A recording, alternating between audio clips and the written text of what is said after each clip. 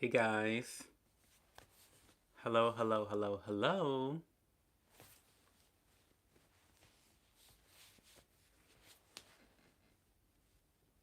Hello, hello, hello, hello, hello, hello, hello. Hopefully you guys can hear me. I'm hoping that, let's see, maybe this, let's, let's pull this closer. Um, the last 30 minutes have been pure chaos, unadulterated chaos. Um, I don't want you guys to see all of these family photos, but that's okay. But I am live. The last 30 minutes have been complete chaos, but that's okay. Um, I think we're good. Yeah, I think that's good right there. But I am actually at home in Toledo right now, and I don't know why I'm so nervous. There's just so I don't want to like dox myself with all these photos and albums and whatnot. Let's just do that. That's good. Hey Kai. Oh my God! Wait a minute. There's usually a picture, Kai. There's a picture of you in my house somewhere. Um, I can't be bothered. It's kind of a mess, but that's okay. We are live still, and Be sure you turn all the lights out. I understand. That's my grandma talking in the background. um, so yeah, I'm obviously home in Toledo right now, and just for the weekend, long weekend, and it has been a fun time. Let's do this. Okay, yeah, that's good. Yeah, that's a lot better. Okay, all right, we can handle that.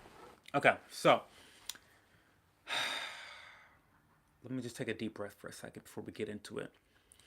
Um, Setting up in a place that I'm not used to filming content is crazy. So if the stream goes dead all of a sudden, please excuse me. But it is what it is right now. This is what it's giving. I have not done my skincare routine. Um, Good skin is in the bag. Good skin is in the bag. So, luckily, right now, my skincare routine is not complicated at all. But I also accidentally skipped my morning routine. So, I'm thinking I may just take my vitamin C and apply it at nighttime. By the way, I feel like there's this misconception about. Let me start with some lip balm because my lips are. I need to.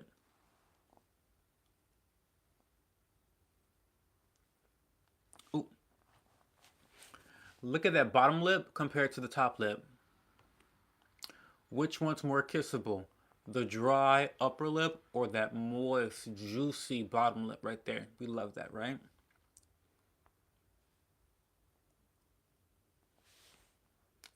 Mm, absolutely. So, what was I saying? Um, yeah, my routine is pretty minimal these days. Um, I'll just say that. And it's for a particular reason that you guys will know about soon. I'm kind of going through the gigs right now because I'm having breakouts on my forehead. You can look right there, like the bumps. I'm like breaking out. It's stuff is happening. Stuff is happening to my face. So I don't know. We'll see what happens. But I need to know, should I use both my vitamin C serum and this mandelic acid? I'm not sure, to be honest, because and the reason why I'm asking is because this is not an L-ascorbic acid per se.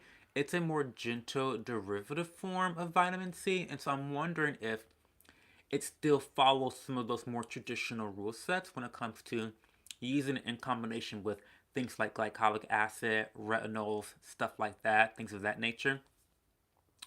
I think I may just go for the vitamin C and my moisturizer and call it a night. So let's just do that. Let's just do that. We're not even going to go for the acid tonight. We're going to keep it cute and just, yeah. By the way, I can still pull. Oh my god, I don't want to curse because my grandmother is like 2 rooms away. But I was gonna say I can pull a man with a not done face because the face. Listen, the face is giving without skincare. Don't get it twisted, y'all. The face is giving without skincare, but it's because I've used it for so long that my skin has a natural effervescence. Okay, so that is kind of the benefits of skincare is that once you do it consistently for so many years, it helps you to maintain a natural glow and aesthetic and beauty with your skin. So, in a way, a an investment in your skin in the long term on the front end will lead to dividends in skin health and skin beauty.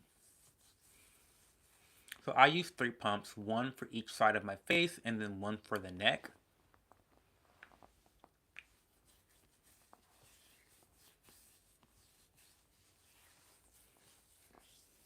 I love this vitamin C because there's like no irritation from using it. And I love it so much. Where is everybody? It's okay, maybe it's Sunday and like usually these are on Saturdays. I think the girls got to go to work tomorrow. Oh, F's, listen. The two the two places that will show your age the quickest are the hands and the neck. That is how you will get clocked every single time. Anytime someone clocks you in your age, it's because they saw your hands or they saw your neck. It's never the face. It's never the face because listen, if your face is falling apart, then that means your neck been fell apart. That means your hands been like wrinkles. I mean, been like raisins. So like, no, we do the neck and hands here. In fact, I have a little pro tip for you for a hand cream. I got you covered there. I got you covered there too. We're gonna go with a moisturizer. So literally, my routine tonight is 3 steps: cleanser, vitamin C, moisturizer. That's all I'm using tonight. This is not complicated. I did my cleanser upstairs, and then I did the vitamin C, and now we're doing the moisturizer. Now, this moisturizer, I don't want to spoil you guys. To be honest, I don't want to spoil you, but I'm doing things for a particular reason. Okay? And if I talk about it, I have to say that this is an ad, but I don't want to talk about it. So, anyway, um, you can see I'm adding quite a bit of this moisturizer because this moisturizer is very hydrating, but it's not super occlusive. Like, it's not like a very heavy moisturizer, it's very light. It is, in my opinion, the best daytime moisturizer that I've tried, but I'm struggling a bit with its effectiveness at nighttime. So I kind of lather it on. As you see, I do 3 dots for the face and 2 dots for the neck. Now, with my typical moisturizers, I usually do 1 to 2 pumps for the face and then 1 pump for the neck. So it's a lot more with this particular moisturizer. But anyway, I digress. Um, but yeah, we are. Oh, I love this moisturizer. It gives an instant glow for the dry skin girlies out there, like instant glow, and it does last throughout your entire day. And I've noticed that when I use this particular product in this amount at nighttime, it will last me through the morning. When I was using just like 3 dollops of it, it wasn't giving. But now that I've upped the ante, it's giving. The problem with that though is that when you use 5 pumps, you're going through the product at a much quicker pace. So there are drawbacks, of course, but it's just important to know what those drawbacks are. You know, it's just really important.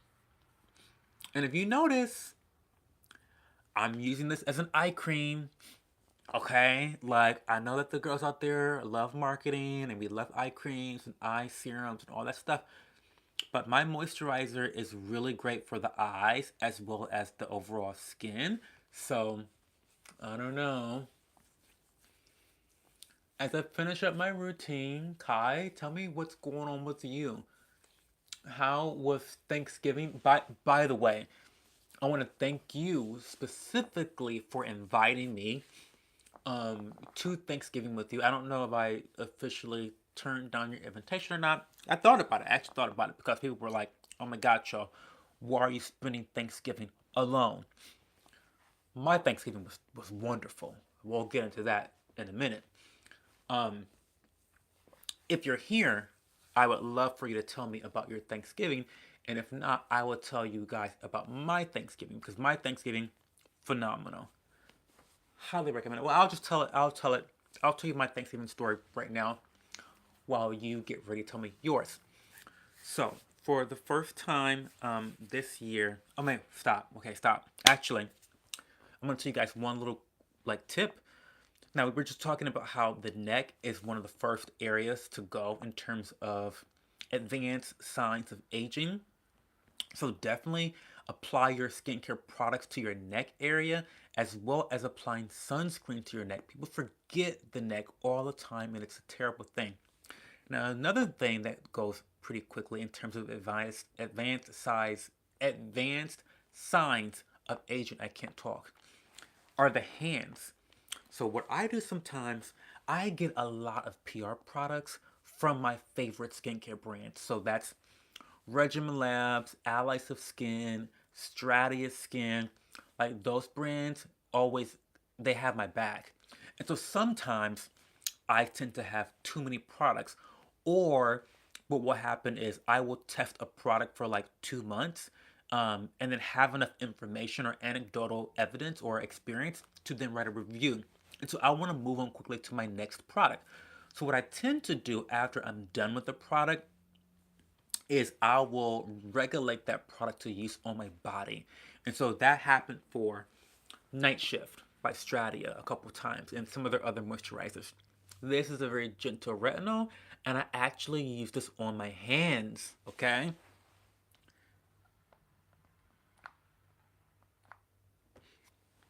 Listen, like I said before, the hands and the neck are the first to go. They just are. They're the first to go. And so a gentle retinol on the hands will work just as effectively for the face at reversing the signs of advanced aging. Okay? So if your hands are wrinkly, if they're crepey, you definitely want to be applying a retinol to your hands at nighttime. Now, of course, remember, if you're going to be out into the sun for any extended length of time, you want to also apply SPF to your hands because retinol will then make it more susceptible to damage from the sun. So definitely take that into consideration if you're using a retinol on your hands like I am. Even more reason, by the way, that when you purchase a sunscreen product, that it's a really nice product that you would want to use regardless of whether it was SPF or not. So I think it's great for the hands, great for the face. So yeah, retinol on the hands. And my skincare routine for the night is done. Really, just like a handful of products, nothing too deep, nothing too crazy. We're good. Okay, yeah, we're looking fine. Yeah, so Kai says, I spent most of the day just on self care and rest. Hands and neck tell all of you. Listen, they do. They do. The hands and neck, they tell your entire story. It does. Clocks. The hands and neck know how to tell time, okay? And they're telling your time. That's what they do. So that is the lesson today on neck and hands. That's very important. Now, moving on to Thanksgiving.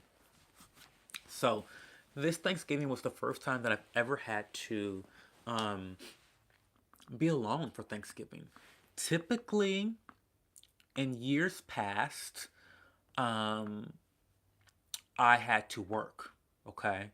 And when I would work, people from the community in the neighborhood that I work in would invite me to their Thanksgiving celebration. So even when I was, single and mingling and alone, technically, no family or anything like that, I still celebrated Thanksgiving at colleagues and friends' homes, okay?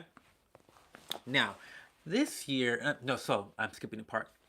So then, um, for a while, the restaurant would begin to close on Saturdays and Fridays, the days after Thanksgiving, because they just weren't that profitable and they weren't worthy of being open. That was the perception of the owner at the time. Okay, so we started closing for Thanksgiving for like the whole weekend. So we would get Thursday, Friday, and Saturday off of that week. So that was pretty nice, right? Um, Now this year we're opening up again. Okay, so we're open all the days of the week except for Sunday, Monday, and then Thanksgiving Thursday. So we had to be open Friday and Saturday. So I had to work Wednesday, Friday, and Tuesday that week, last week. Okay, so I really couldn't go home. And then my partner was visiting his family for Thanksgiving, and I had to work, so I couldn't go with him. So anyway, long story short, I was alone. So what did I do? I woke up at like 11 a.m. Well, I woke up at 10. Well, actually, I woke up at 9 a.m. I wake up at 9 every day, but I don't typically get out of bed until 10. But on Thanksgiving, I got out of bed at 11. Then I proceeded to eat a little snack and I got my ass back in bed to watch Inuyasha. Now, for the girls that don't know what Inuyasha is, Google it. Look her up. Inuyasha is a great anime named after the main protagonist. He's a half demon, half human, and it's an adventure, fantasy, romance type of show, action and adventure, and it's just a classic '90s anime that I think that a lot of people would enjoy. It's very casual. It's just such a iconic. It's like one of the first anime to become very popular in America, so it really kind of ushered in um, other similar genres. Um, so it's great. So I watched Inuyasha all day long, and then I ended up ordering Chinese food, and this was great because my partner hates Asian food, so I rarely get to eat Asian food. So this is so funny because when I meet my friends throughout Columbus, I'm always trying to get us to eat at like an Indian place or an Asian place because it's my one outlet where I can eat it. So obviously, I'm home alone. I'm ordering Chinese food for Thanksgiving. Okay. I ordered curry frog legs, which were fantastic.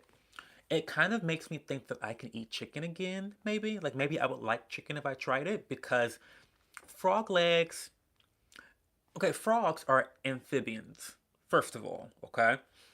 And amphibians are kind of like a mixture between mammals and fish. But I would say honestly that the frog legs, they aired on the side of mammal, more mammal than fish. And so now I'm thinking, is my distaste for meat like a mental one? I had a whole transformational moment about my whole dietary restrictions that I've had since I was 18 years old. Okay, I'm 33 now, so you do the math. I've been pescatarian for a lot of years, over a decade. Okay, not a strict pescatarian because I still eat like chicken stock and stuff like that, but you know what I mean. I tend to not eat the flesh of mammals, but again, frog legs.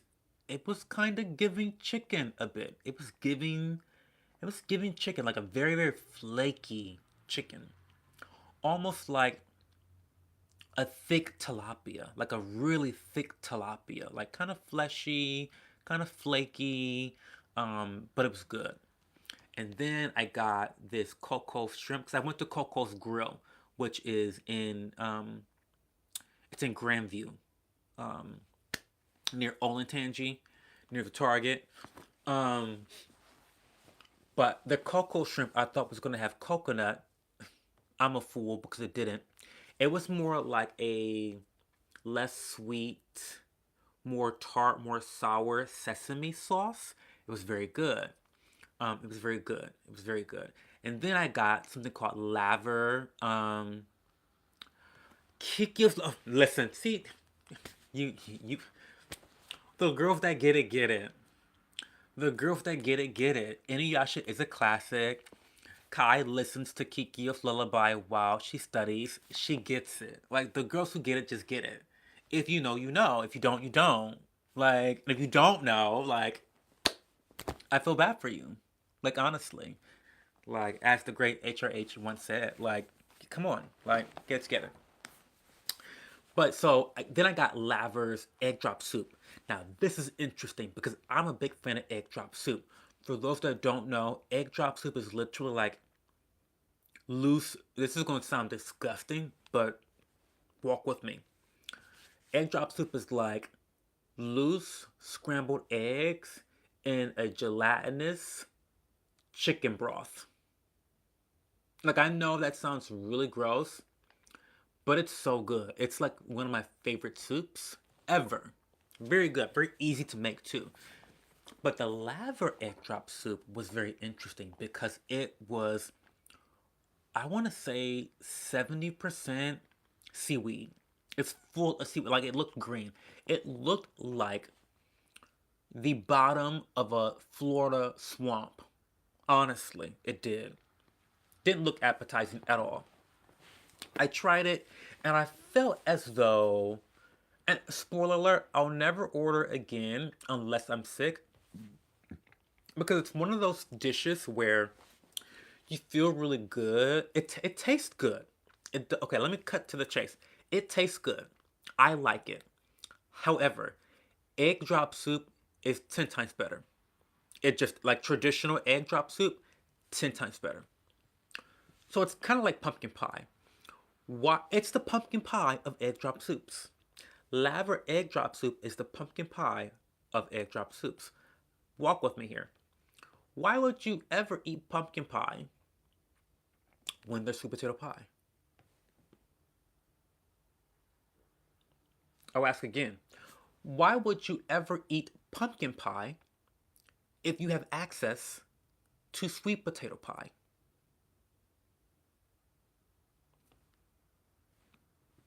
So, again, the laver egg drop soup was good. I did like it. I did enjoy it. And I happened to be sick at the time. So I was like, oh, this is going to make me feel good. You know how you have like those foods that you eat when you are sick? Like, I would never just order chicken noodle soup. Do you know what I mean? Like, who's ordering chicken noodle soup for lunch? Like, are you 12? But if I'm sick, if you're sick, you want chicken noodle soup. I feel like when I'm sick from now on, I want the laver egg drop soup. Like, that's what I want. I don't want chicken noodle soup. I want the laver egg drop soup. The egg drop soup that's mostly seaweed, I want that. Because I feel like I'm eating lots of greens. I'm getting antioxidants. I'm getting like healthy bacteria in my gut system. Like, I feel like it was perfect for me and my cold at that time. So that's the category I'm putting laver egg drop soup. No, it's not better than miso. Egg drop soup is better than miso, in my opinion. Miso is really good though. It's a close race. And if you catch me on a different type of day, I might say otherwise. I might give it to miso, but in the mood that I'm in right now, I'm gonna give it to traditional egg drop soup. If you can get over the consistency and the texture of the egg drop soup, then it has all the flavor, all the flavor. Like it's really honestly giving, like it's giving. We got to. I mean, honestly, Kai, we've got to hang out soon anyway. Like, period. We got to, I mean, we're due. Like, we're due. So I think that should be our next thing is let's go get some Asian food somewhere from like some hole in the wall that's really good, like Coco's Grill in Grandview. Um, and we can try some egg drop soup, or we can go to we can go to Thai's Asian Bistro. Have you been to Thai's Asian Bistro? And that they got the best honey shrimp ever, and their portion sizes off the chain. You pay $15, you're eating for three meals at minimum. You're eating 3 meals with $15 because they. I mean, my God. Anyway, so yeah. In conclusion, the laver egg drop soup is giving pumpkin pie. It's giving chicken noodle soup. That's what laver egg drop soup is giving. Okay, so we've got places to go. We've got places to go, Kai. We do. We got places to go. That's fine. Let's raise this up a little bit. Okay, yeah, that's what a much better, what a more flattering angle. What a more, this is much more flattering. What was I doing before? Um, so anyway, so I finished my Chinese food for dinner, and then I had to get a couple pies delivered to the house. Aunt Vicky's. Shout out to Aunt Vicky. She's the OG of the pie. She's my auntie. Not biologically, but like spiritually, she's my auntie. She makes pies. She has a pie making business. She's an entrepreneur. Um, she's like some 60-year-old woman that's just like baking pies every day, honestly. And she's incredible at it. So I got a sweet potato pie from her, duh, sweet potato pie, and then a pecan pie. And both are phenomenal, phenomenal. I get pies from her every year for Thanksgiving. Every year I get a pie from Aunt Vicky. Um, so, um, that's the tea there. And then after that, I got back and I spent, I want to say 70% of Thanksgiving of the 24 hours of Thanksgiving, I spent 80% of that in my bed. Like in my bed watching Inuyasha. Honestly. And it was just such a great Thanksgiving. Um it was great. Honestly, it was great. I feel like I needed it. I needed some alone time. I needed some time to just be a vegetable. I didn't work on any content. I didn't do shit. I didn't do shit. I did not do a single thing on Thanksgiving or the night before Thanksgiving. To be honest with you, didn't do anything the night before. Didn't do anything the day after Thanksgiving. I did some. I checked some emails because it was a Friday. I did check some emails. I did some administrative stuff in my life. I did some admin work in my life, but I didn't do no work. Didn't do no work. Um.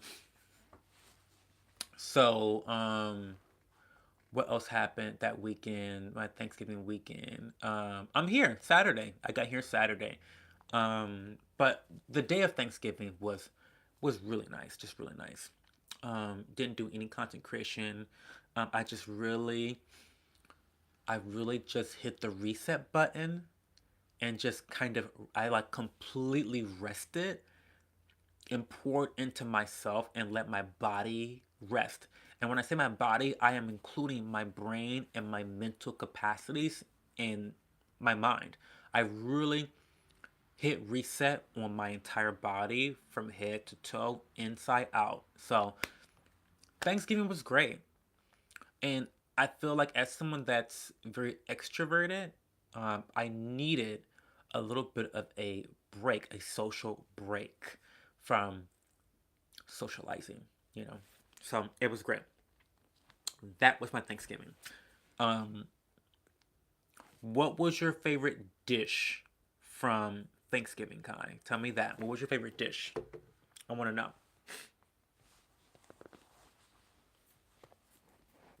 And also, Kai, after you answer this question, what do you want to talk about tonight? Because it's just you and I here in the stream. I know Sunday is a weird night for people. Obviously, the girls got to go to work tomorrow. Tuh, couldn't be me. the girls gotta go to work tomorrow. I get it. But the reason why I didn't do this stream last night is because I'm home in Toledo and my cousins went to have a Super Smash Brothers Ultimate tournament. Spoiler alert, I won the tournament. As you know, you already know, I won the tournament. Um, but that tournament was last night and it was like an all night affair. I ended up leaving my cousin's house at like 3 o'clock in the morning. So, um, yeah, so that's why the stream was tonight. But streams will, moving forward, I'm going to really be conscious and intentional about keeping them on Saturday nights because I think that people are going to be there. Um, Turnip and mustard greens. Okay, so let's talk about that for a second. I love that you don't add collard greens. I love a pot of greens that does not have collards in them. I almost feel like collard greens are great by themselves, but when it comes to a mixture, I love the turnip and mustard combination. I think that's just like kind of giving everything. Has anyone ever made greens with kale?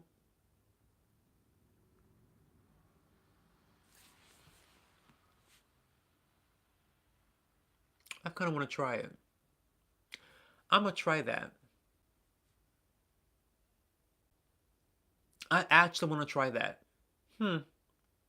Anyway, hey Mira, thank you so much. It's been a great weekend so far. Honestly, it has been a great weekend. You know what? You're right. Maybe you're right. So okay, let's talk this through. Let's talk this through together. I want to incorporate some kale into the greens. I feel like are we colonizing? Are we colonizing greens if you add kale to it? What? That's like colonial greens. I'm kidding. Um, but I love kale, and kale is a very nutrient dense food. So incorporating it into your diet has a lot of amazing benefits, and I think that incorporating it into something very traditional like greens would be great. So maybe I can add a little bit of kale to turnip and mustard, perhaps. A little bitter taste. A little, little something something. What do you think about the budget derm recommended? Oh, let's. So Mira, it's so funny that you bring this up because it's funny you bring this up. I'm gonna tell you why. Because someone was already in my DMs talking about this. Okay, this has already been brought to my attention, and let me apologize. I'm in the middle of creator depression. That's why I have not made any videos. But uh, there's so many videos I need to make and have to make, and there's so many content ideas. It's not a matter of me not having content to produce. It's a complete mindset thing, and I'm in a really, really bad spot mentally when it comes to creating. The reason why I'm doing these lives is because performing live comes very naturally to me. Like I am a live person. I'm a lively person. And so this does not require any energy of me whatsoever to go live. Like I talk, I'm a talker. Like I'm uncurated, I'm unscripted. This is my element. This is where I got my start from doing live content creation. And so um I think when I can get my self-esteem back and some confidence back, and I think these streams are really helping a lot because they've been successful. I'll get back to creating some long form content on YouTube again. Thank you for your patience, and not just to you, Mira, but to everyone watching this. I really appreciate the support. I'm trying to get there. But back on this, because listen, this is a story. This is a story to talk about. I have not, so before I even get deep into it, I have not done my research. Okay, so I'm just talking based off of the conversation I had with this friend of mine in the DMs. I will not say their name because I don't want to expose them. They were really going in the paint about this person, about this derm. But let me see. Let me read Mira's question. What do you think about the budget derm recommending a $105 product? I think it was vitamin C, right? It was a vitamin C. I think that's the problem sometimes with pigeonholing yourself into one niche, and it's not what your audience is there for. Boom. This is exactly what I said to this person who brought it to my attention in my DMs. Um, so basically, Mira, I think the same thing, but I think that there are two camps that can benefit from people not niching down so harshly. Number one, I think that for consumers, when you pigeonhole yourself into specific types of content, your audience expects that. They naturally become entitled to that type of content, okay? And it's because they've just gotten accustomed to it, okay? It's not their fault, but their expectations now are revolving around you delivering that similar content because that's what they've been able to depend on you for X amount of time or years, whatever. However, from a creator's perspective, you don't want to always do the same things. I'll tell you, when I started my YouTube channel, I was an ASMR channel. The videos have not been deleted. Scroll back. I have dozens of videos of ASMR content. Hey guys, it's Joe, and we're back with another ASMR video. Listen, I got my start on YouTube as an ASMR artist, okay? um, oh my god, Mira, did I never respond to your DM? I was supposed to say hi to Parker, I think. Sorry, listen, when I'm in Toledo visiting family, my mind is in a whole other space right now. I apologize. But what I was going to say was a creator likes to change their mind sometimes. And I don't think anything is wrong with creators changing their mind. So when it comes to this budget derm, I don't want people to criticize this derm for changing their content. I don't think there's a problem with that. The problem is that this derm did not communicate effectively to her audience. Instead of saying to her audience in the video, hey guys, so prime example, this $145 vitamin C that I love to death by Allies of Skin, let's say that I'm a budget skincare guru, which I'm not, okay? I buy whatever I want to buy, regardless of price. I'm not buying for you guys, I'm buying for me, first and foremost, to be honest, and I'm just sharing my experiences with you, but I'm buying products for me and my skin. So, and budget's not really something I like. I don't try to go for budget items, so that's just me. Sorry. But let's say I was a budget skincare guru, okay? Well, today, guys, I know that normally I will recommend budget skincare products for you guys, but this product really caught my attention and I decided to give it a try. And I wasn't really expecting to love it as much due to the price point, but here are some reasons why I would recommend this to you if it is within your specific budget. That's all she had to do. That's all she had to do. Nothing would have been wrong with that type of content delivery. But instead, and again, I have not seen the content, so please, if I'm talking out of turn right now, stop me and say, Cho, you don't know what the fuck you're talking about. Please stop me. But it appears to me like this derm spun it as though this was a budget-friendly item. What? It's insulting to your audience to do that. It's insulting. And it's an outright lie based off of your own track record. So that's my opinion on the budget derm recommending a $105 vitamin C serum. It's wild to me. Wild. Hey M, it's wild. I get it, the amount of you haven't found a way you like kale? Oh my god, Mira, we gotta work on that. Have you tried kale chips? I love kale chips. I love sauteed kale with with like scrambled eggs and rice. That's like my perfect like. So in college, when I was putting all my money towards alcohol, so I mean I didn't have money because all the money was going towards alcohol. My poor person food was rice, eggs, and kale. Nobody could tell me nothing because you could buy those big ass bags of kale for like $2, $3. And this is a decade ago before Biden got into the White House and Trump and all these crazy presidents.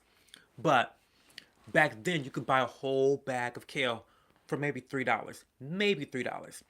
You could buy a big old bag of rice, $5. Okay, and then you had a dozen eggs, you know, $2, $3. And you had meals, like you had dinner set. You saute some kale, you do some rice, you got your grains for your carbs, you got some nutrient dense kale, and then you've got the eggs for the protein. It was just like the complete meal on a budget. So, anyway, sorry for the tangent. Um, I get it. The amount of editing and uploading plus filming makes YouTube unrealistic. It's YouTube is tough. YouTube is tough.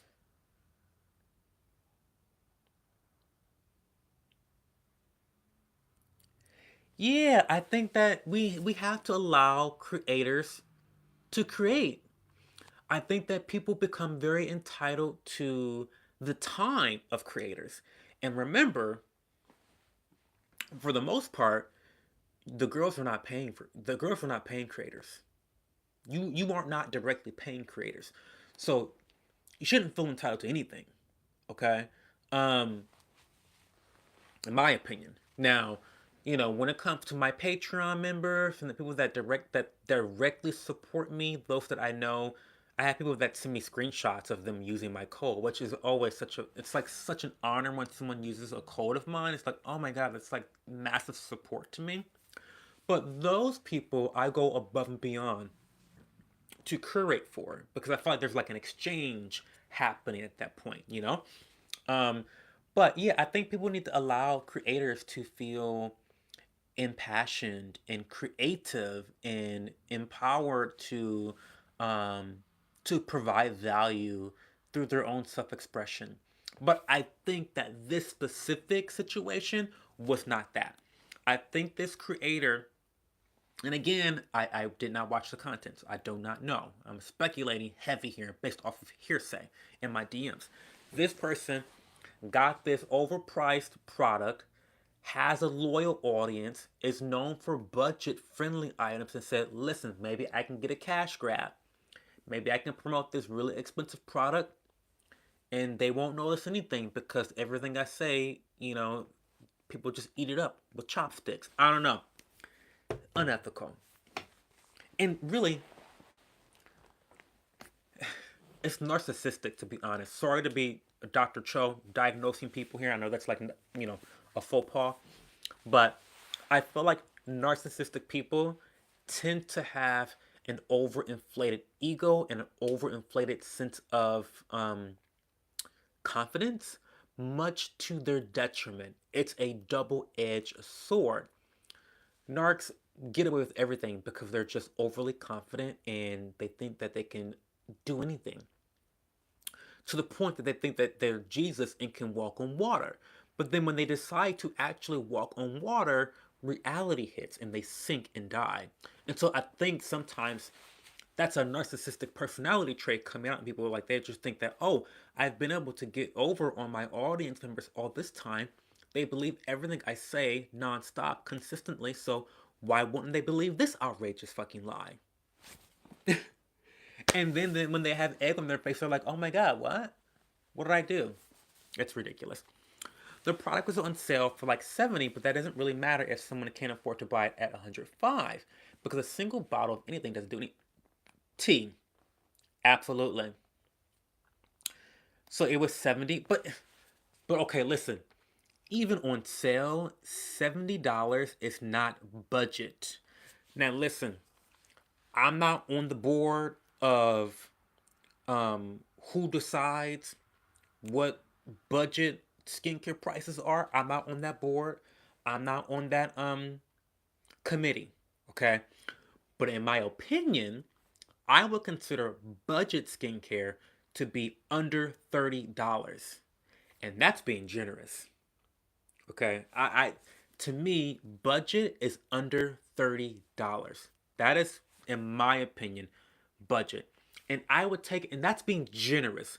I would even go a step above beyond that and say that budget has to be both affordable and accessible, because sometimes shipping can really inflate the price of a product. And so, in my opinion, it tends to be drugstore or Walmart or Target that are the more affordable, budget friendly brands.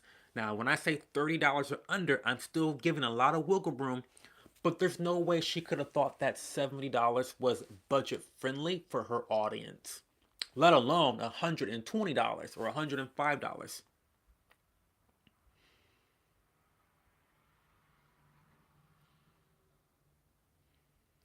Yeah, that's my poor person meal. I love it. It tastes so good too.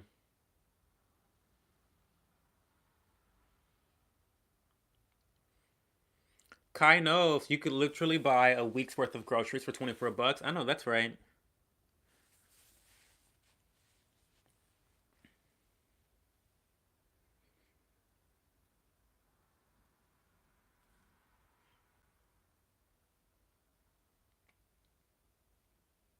See, so I agree. So let me read that. Mira says, it's definitely wild to act like creators aren't humans and multifaceted. But if your whole name and identity is the budget derm, then you have to consider the audience you've built too. You don't want anyone to feel like the rug was pulled out from them the second you built that big audience and you can monetize it. I've seen many influencers pull that. So again, 100% agree. 100% agree.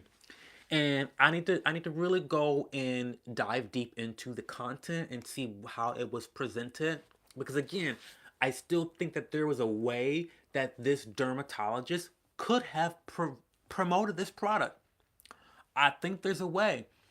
I think that maybe if it would also feel more authentic or kosher if this product that they promoted was not an affiliate link, or there was no type of monetary incentive to promote it.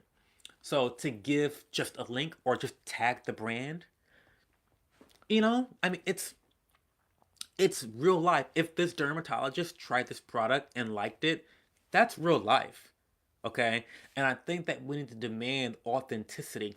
And so even if she is or he is the budget derm, if the budget derm just happened to try a fucking Allies of Skin $145 vitamin C ridiculous serum like this, that's the reality. And I want people to be authentic to themselves. But I think that if you have built that audience that has those legitimate expectations of your content, I think there needs to be proper disclaimers. I think that they should have started off by saying, hey, buckle up, because this is not the typical budget derm here, y'all. I went off road for a second. Put your helmet on, because this is not going to be a $20 vitamin C serum. This is going to be more like 105. I think that with the proper disclaimers and effective forms of communication, it could have been like this debacle of a PR situation for this derm could have been prevented. The blow could have been lessened had there been proper disclosures and disclaimers and like, hey, this is not regular content. This is abnormal. Don't be shocked. I'm still the budget derm doctor. I'm still that girl. Like there's ways that could have been done. Um, but see, Now, but see, Mira, that's where I'm thinking when I left off this conversation with it's our friend that was talking to me about it. But when I left off this conversation, I was thinking there has to be more behind the scenes or in this derm's track record, there has to be more because you know how people are always waiting for a moment to clock a bitch? Listen, people are always waiting, okay? They're waiting for the moment. They're like gathering receipts. I'm one of those people, by the way, waiting for a moment to clock someone because only so much can be like. And you and I are talking about. Listen, and the reason I say this is because you and I are talking about a creator right now in the DMs that we're disappointed with. That's like things have been building up over time. There's different situations going on where it's like, I'm losing a bit of respect, but let me just put that aside. And then something else happens. That's not a good look. Let me put that aside. Like none of these things are like big things, but then it's like, you look at the big picture, you step back, you lean back. We're leaning back. And then you're like, wait a minute, this is fucked up. You know? So I think that maybe you're onto something. Maybe this is just the what's that saying? The straw that broke the camel's back. You know, maybe that's this for this particular dermatologist, dermfluencer, whatever. Um, and it happens. It happens sometimes. I think actually a lot of times influencers can do a lot of shitty things over a course of time, and then eventually they get clocked, and it's their time to pay. You know, pay the price for all the shitty things they've been doing, and so maybe that's this um, for this creator. By the way, for those that are here, please like the video, like the live. That helps to push the live out to other people that may be interested in watching. Um, I'm also going to try to do timestamps. Um, I'm going to try. I'm already forgetting the topics. Okay, I talked about Thanksgiving. I talked about my neck and my hands and how important that is. Um, and now we're talking about this budget derm doctor selling a $105 vitamin C serum. Ridiculous. Anyway,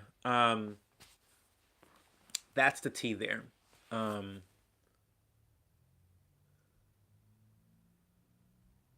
yeah, that's the tea there. Okay. So, what else is going on, guys? Tell me what. Oh my God, sorry. Any other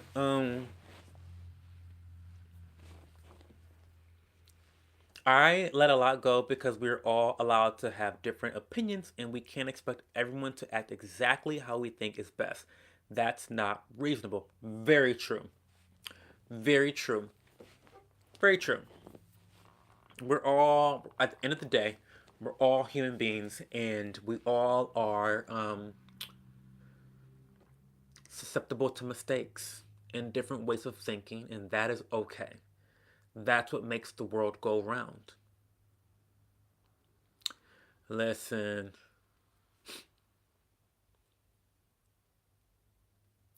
the beauty community's in shambles. Well, it's been in shambles for a while. I am beginning to think that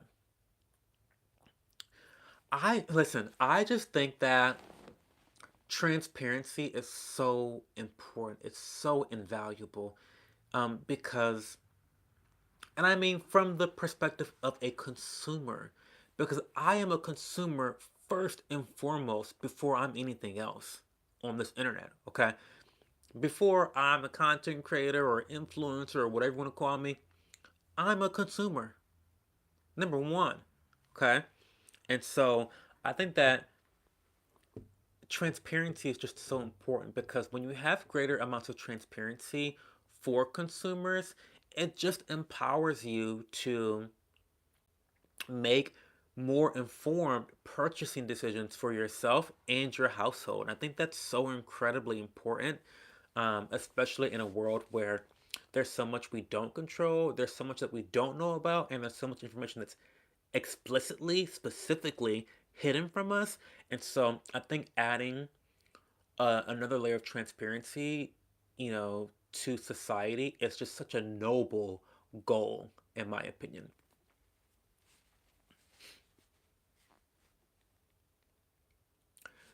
Social media is fascinating example of how most people's supposed values are eroded by money. Well, okay, I agree. But there's something else too. Well, you know what? No, I think it goes back to money.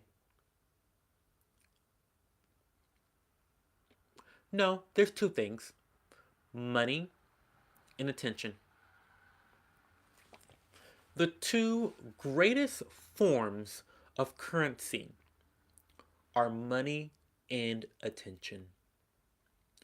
Because I know people that are tap dancing online like a monkey for no money, just for attention. It's a drug. I don't know, it's a drug. So I mean I think those two things people will people will go back on their values. People will go back on their purported principles to achieve one or both of those things. Um, because it's a drug, you know. They can't help themselves. I don't know. It's sad. It's very sad. I need some water or something.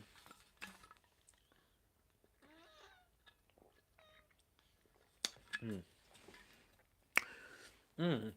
Water only tastes good when you're dehydrated. You say, I think there's many fantastic creators in the beauty and skincare spaces, but unfortunately, problematic content is what goes viral. Good point. Good point. Uh, None of the news stations in the world, in society, news stations don't make money from lack of content. They don't get eyeballs on things from lack of um, conflict or fear. Like, the outrageous content is what goes viral. And the outrageous content are usually things that are shocking or sad or elicit some type of emotion. And typically, happiness isn't one of those emotions. Now, I'm not saying it never happens. I follow, um, I think it's called Good Dog News. I follow, and I suggest everyone go follow. It's phenomenal. I think it's called Good News Dog or Good Dog News. I don't know. Look it up on Instagram. But it's a social media content creator that upload positive content across the world. Like random news stories that are very uplifting, positive, but dramatic. These are very dramatic stories, okay? You know, a baby fell into a canyon and then a wolf jumped down after the baby, dragged the baby by its diaper, and then brought the baby back to the mother who was crying and needed to breastfeed the baby. I mean, and then everyone had a happy ending. It's these types of stories that the dog, Good News Dog, reports on, and so it's a really uplifting thing to see, especially when you're doom scrolling and seeing all the shit, and you're seeing all the information on Instagram, especially they're telling you how you're too fat and then you're too skinny and you have horrible style and you look like you're 55 years old with bad skin and wrinkles. You're scrolling and you see this story about this wolf that saved this baby that fell down a canyon. And, it's like, oh my God, humanity isn't so terrible. You know, that's what it's giving. That's kind of what it's giving.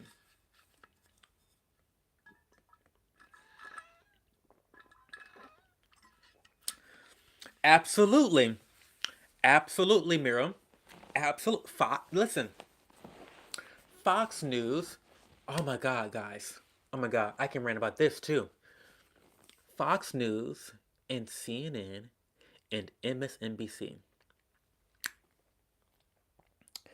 You can always tell when you're talking to someone who only watches one of those news sources.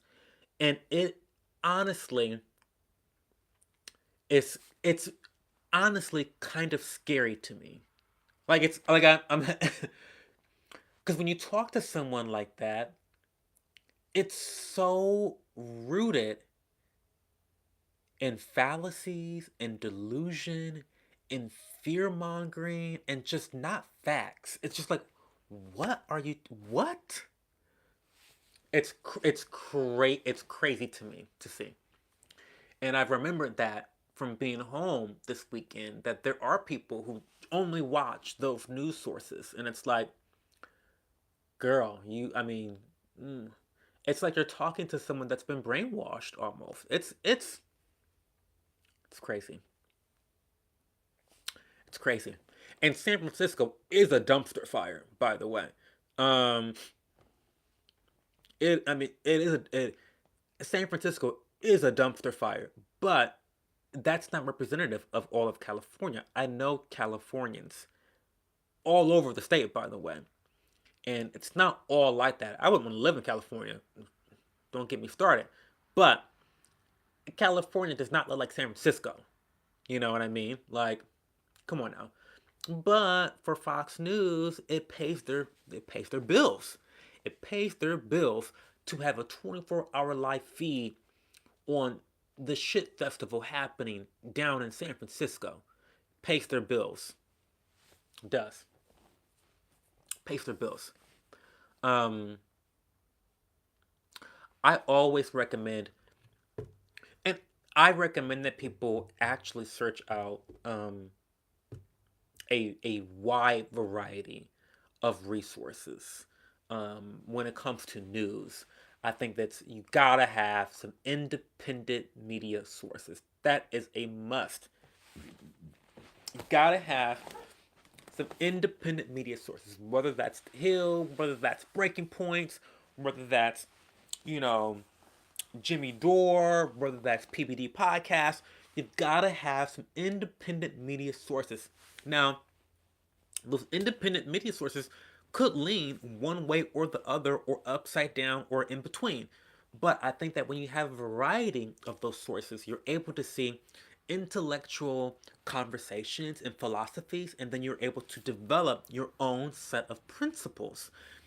And I think that when you're able to develop your own set of principles, that enables you to not be blown with the wind, whichever way it blows that day. That allows you to circumvent the fear mongering attacks that the mainstream media has planned for us average folk out here. Okay, that allows you to prevent being herd like sheep and cattle, um, led to slaughter. You know, so I always highly recommend that people check out a handful of different viewpoints that are rooted in independent media sources. YouTube is a great resource, excellent resource. Twitter is a great resource. There's a lot of places out there that you can go to find some really decent news. Even Philip DeFranco.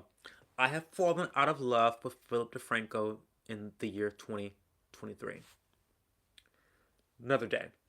But I think he is a great person to get involved with when it comes to newscasters that are independent. You know, I love it. So that's my antidote to it all. San Francisco was a mess. Parker was confused why I was stressed attending our concert there, but it was in the damn Tenderloin. Ugh. Oh no.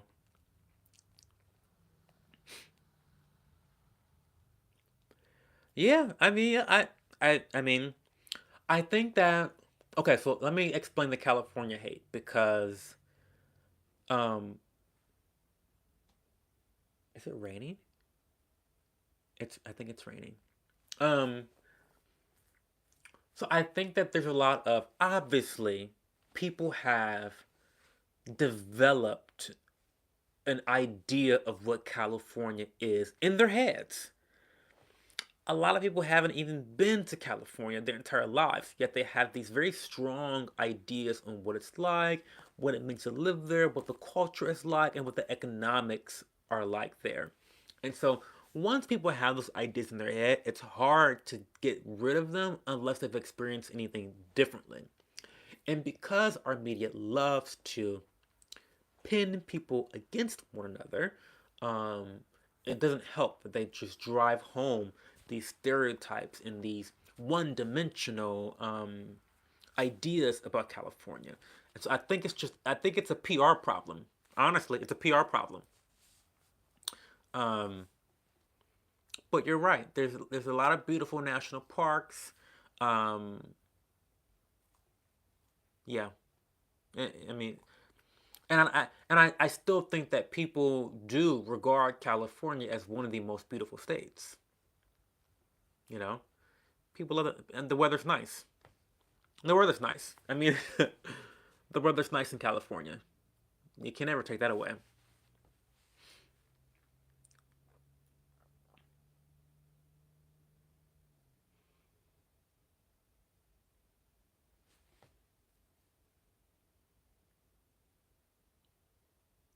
Yeah, it's interesting though. It's really interesting.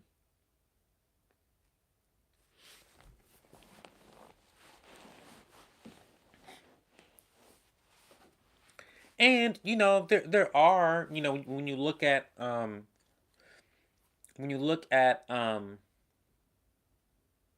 politics, of course. Let me put this down again. I think I like this better down. Yeah, that's better. When you look at politics, California is governed differently than other states. When it comes to right versus left, California is obviously governed leaning more towards left. And so people that are from the Midwest, for example, or from the South are like, ooh, like, what? We're not into all that. We don't want that. And that again further drives the wedge between those two extremes. And I think that people should realize that people have a lot more in common than they have not in common. But again, mainstream media, establishment politicians, two-party system, duopoly, they don't want people to understand that that truth, that fact, you know? California isn't LA or San Francisco. The rest of the state isn't like that. Santa Cruz has become a mini San Francisco, but that's why I left.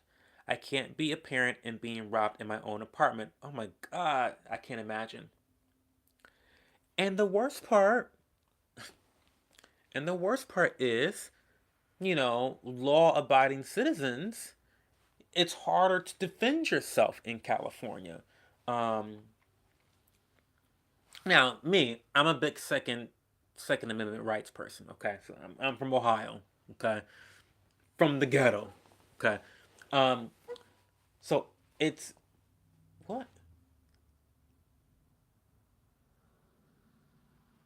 Sorry, I'm always like hearing things because I'm in the back room, and I just hear all this crap outside because like we live right near the street, and there's inner city problems. Okay. Um. Anyway, I was saying it can be somewhat difficult to defend yourself in California from criminals. If you if it's hard to get permits, Um,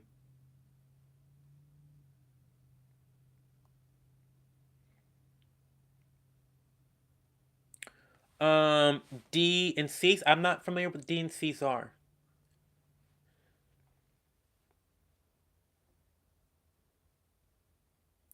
D's and C's. D and C's.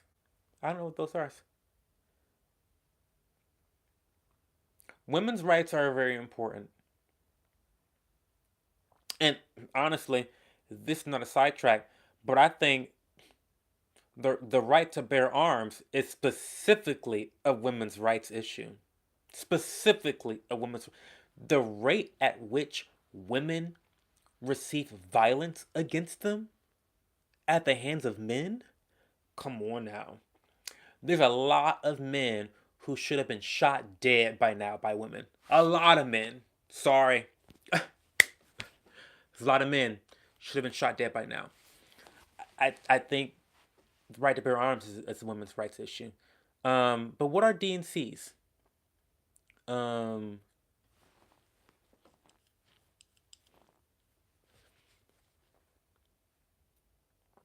there's this black woman that I follow on Twitter that I'm in love with. She actually goes around. I think she's from. I want to say North Carolina. I may be lying. I may be lying, but she has a company where she goes to train. women in how to handle guns safely and to train them, how to train people on the safety and the usage of guns. And she is just such an inspiration. I mean, she's doing a lot of good work and she's really empowering women.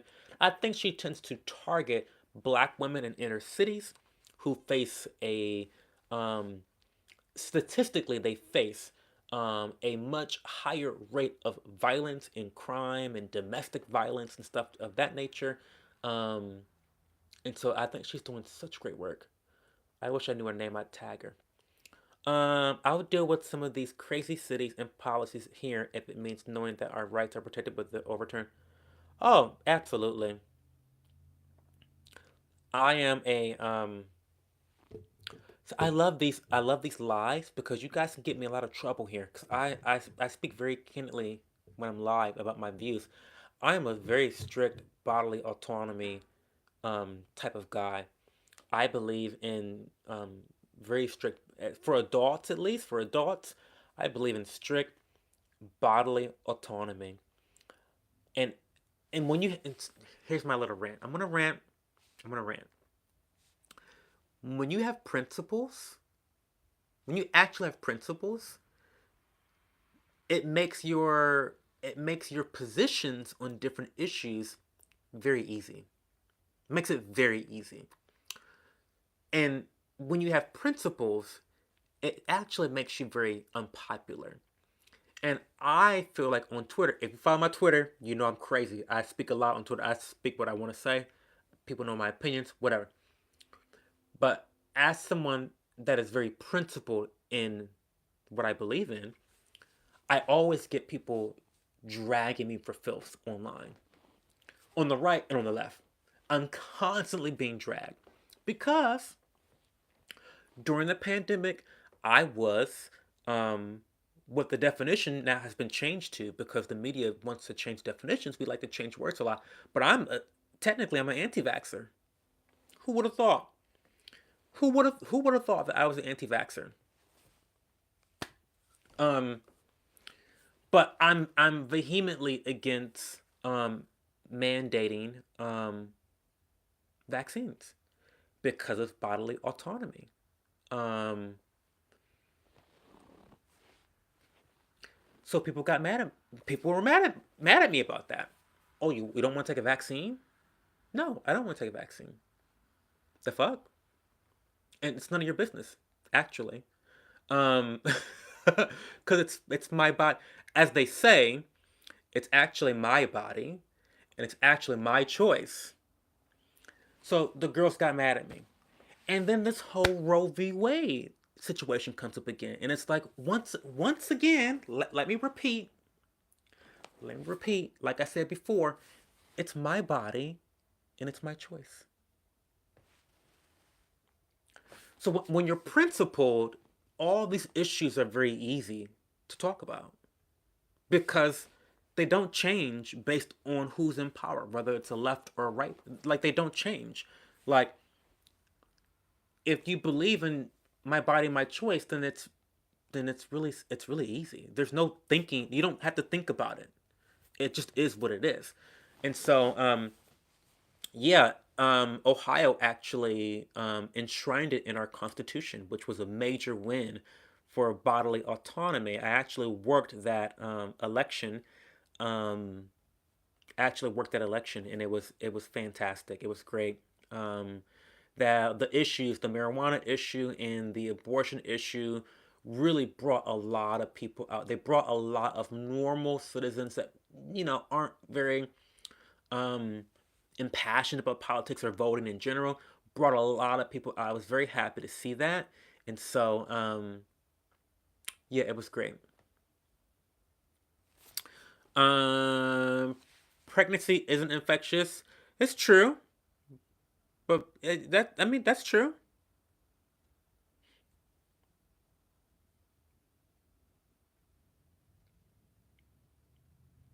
I still don't think it should impact my decision to um inject stuff into my body.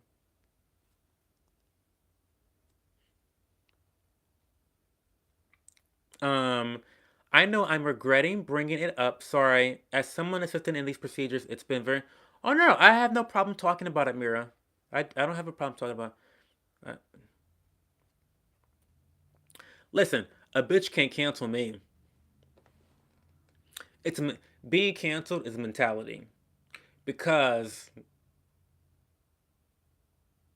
let me not even let me not even go there.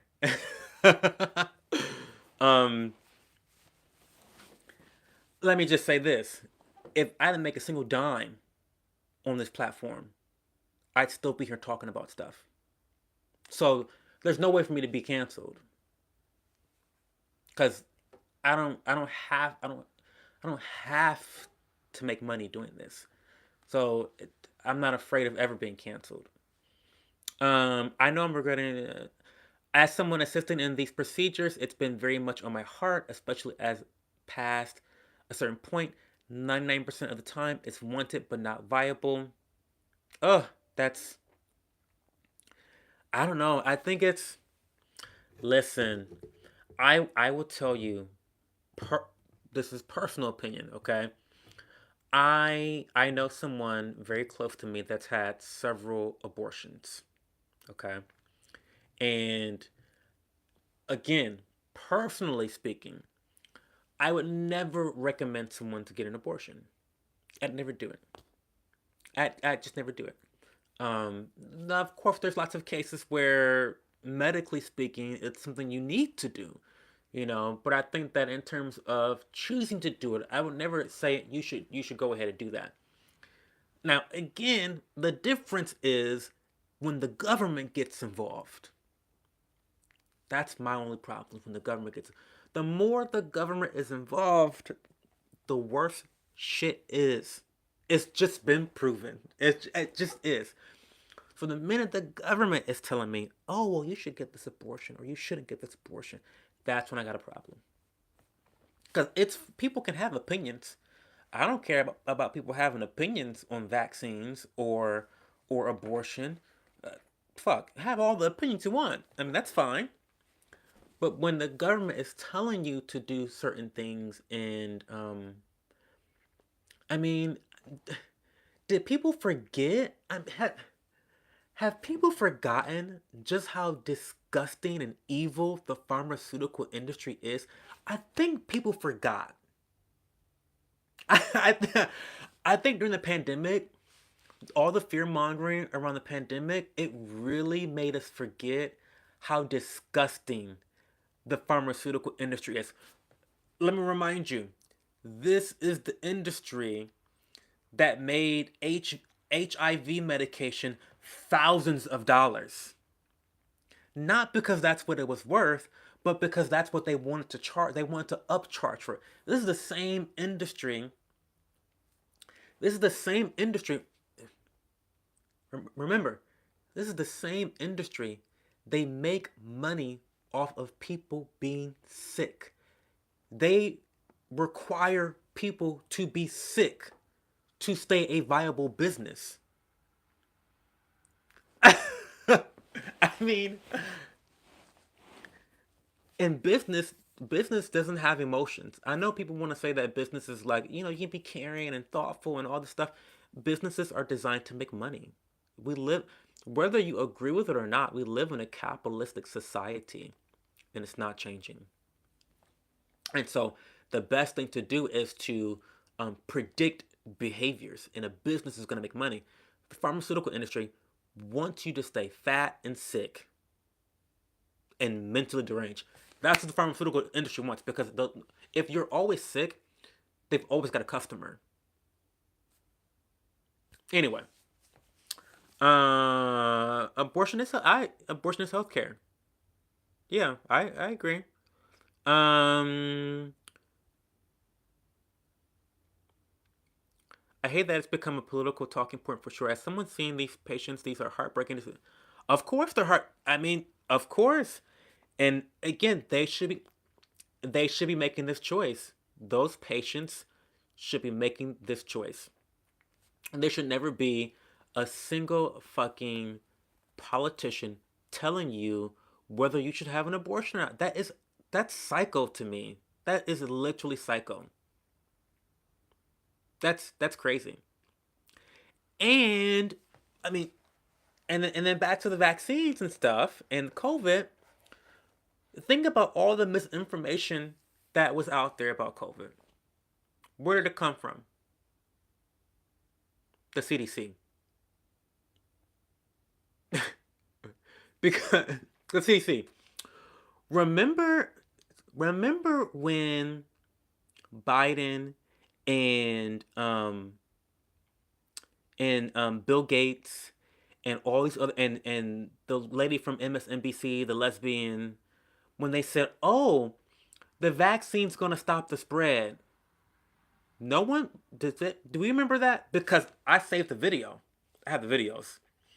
Remember when they all said that the vaccine would stop the spread and it would end COVID? They said these things. People forget. Um, that was misinformation. Um, I saved the video because when I saw it, I was like, what? I mean, it was incredible. I have so many videos saved of like news coverage of them lying, outright lying.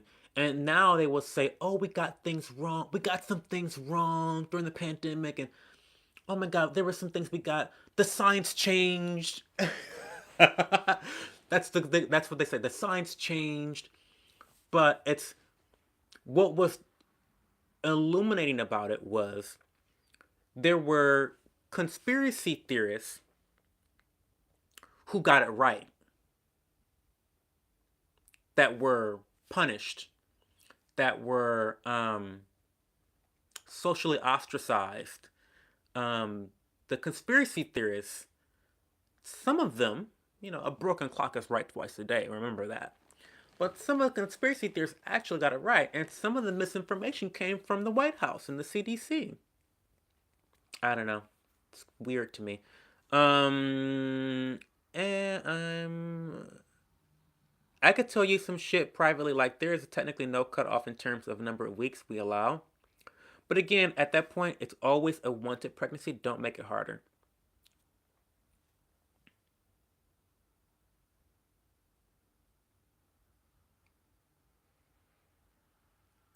No. So when I said that I'm anti-vax, I said that tongue in cheek, and the reason why, again, you gotta pay attention to the small things and how they manipulate language.